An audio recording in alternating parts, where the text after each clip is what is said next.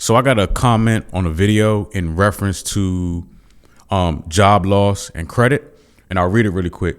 It says, I had a rough month because I was laid off, but the past 8 years, I never had a late payment. My score went down 126 points because I had a 30-day late payment. Is pretty much what it said.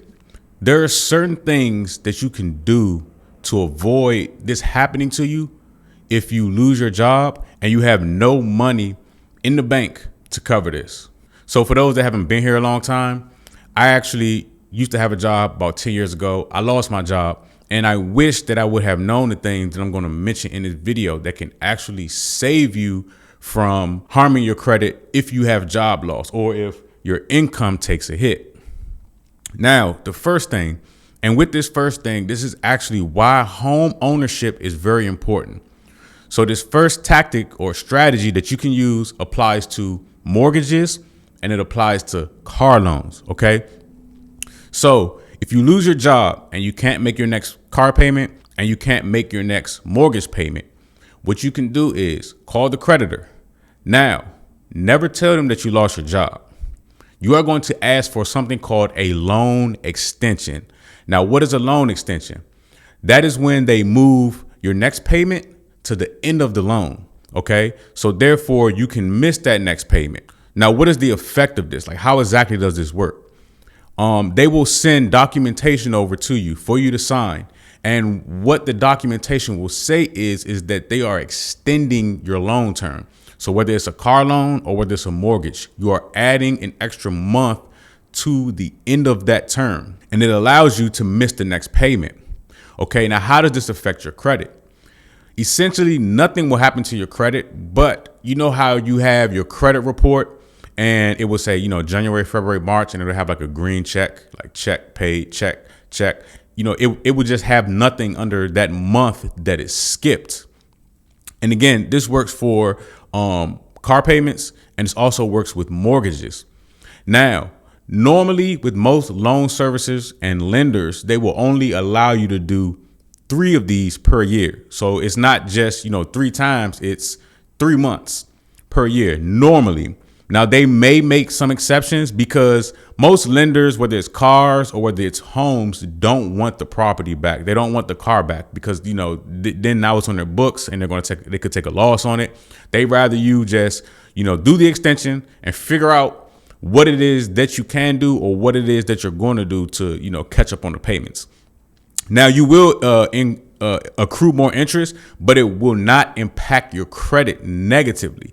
That's the whole point of this, right? Is to avoid your credit having a negative impact. So let's just say, for example, you can't make your mortgage payment or your car payment. And it is, right now we're in November, it's 2022. You can call them and say, I would like to do a loan extension. Okay. And they'll extend, let's just say, for example, you can miss your November payment, you can miss your December payment. And then once January rolls around, you can then do it again, because normally it's like 3 to 5 per year. So we're in 2022. So once January comes, you can do it again if you have not been able to, get a new job or start a business or stabilize your income. This next tactic to protect your credit, this involves credit cards. Okay. They also call this hiding your credit card utilization. Now, I've said in previous videos that credit right now with credit cards is very plentiful at the moment. So if you have moderate to low credit card utilization, you may want to open up more credit cards just in case. So for example, with me, my average credit limit is 25 or 30,000, but I only use a credit card that has my Citibank credit card. That's my everyday. It only has 5K on it. And that's my monthly spend. Let's just say, for example, my income was to take a hit and I could not pay that $5,000 credit card. I have other credit cards that I could do a balance transfer. Okay. A maxed out credit card looks bad when it hits your credit report. What you can do is do a balance transfer from another credit card to satisfy that credit card so that you are controlling your utilization in the eyes of the credit bureaus. Okay. Now, this all goes back to your statement close date. So you want to set up the balance transfer from one credit card to the other, maybe 2 or 3 weeks before your statement close date. Now, here is the other piece of that, right? So let's just say your credit cards are due, let's just say on the 1st, and your next credit card is due on the 2nd. For most credit card companies, you can call and change your due date and your statement close date. Okay. So essentially what you want to do, if your first credit card is due on the 1st of the month, you may want to move the other credit card to, the statement close date or the due date to be due later on in the month. So that once you satisfy this first credit card, you can balance transfer back to the other credit card. And what this does is, it controls your utilization. Now you may be incurring, balance transfer fees, but it's better than having a card that is completely maxed out. It is better than missing a payment. But you can do this until you figure out, your next income source or your next, move to start a business or to, get your income back on track. But the whole point of these tactics, these 3 tactics, which again, I'll say them again, for mortgages and for cars, you can do something called a loan extension, which pushes your payments to the end of the loan and will allow you to skip mostly up to 3 payments. The second thing is balance transfer. Okay. That will allow you to transfer the balance from one credit card to the other to satisfy the other credit card. And the third thing is moving the payment due date and the statement close date on the credit card so that you have enough time to have the balances transferred from one credit card to the other. And this tactic can be used if you lose your job so that you can protect your credit.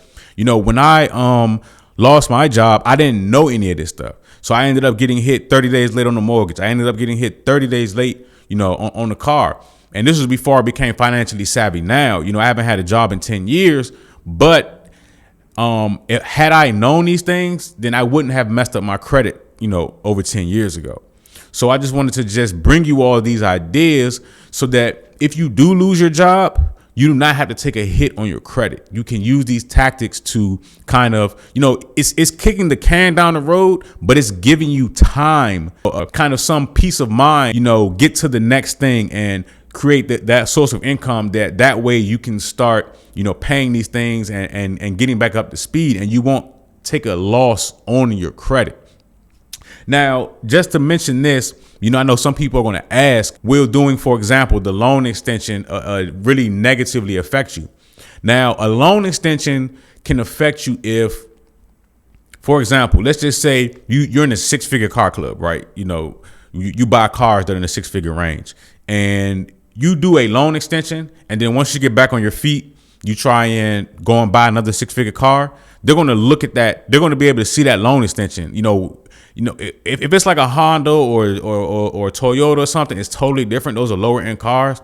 But in the 6-figure club, they're going to look at those loan extensions kind of funny. Like, hold on, you have a 6-figure car, you did loan extensions, you may not be as stable as you think, and they may have trouble lending you another line of credit to buy a 6-figure car again. Now, when it comes to mortgages, there are different underwriting standards, and I don't know if underwriters actually pay attention to if you have in the past done a loan extension. I'm going to actually leave that question in the air, and maybe somebody that is a loan officer will chime in on that in the comment sections to clarify that, because it does, show up on your credit, but it just shows up as a blank. Like it doesn't say that you're late, and it doesn't say that, you made the payment. It's just a empty space. So I just wanted to just bring you all these strategies that you can use, as we know that as the economy, starts to change, we're seeing job losses here and there, and you can use these tactics to float, have peace of mind, and protect your credit, which is the most important thing.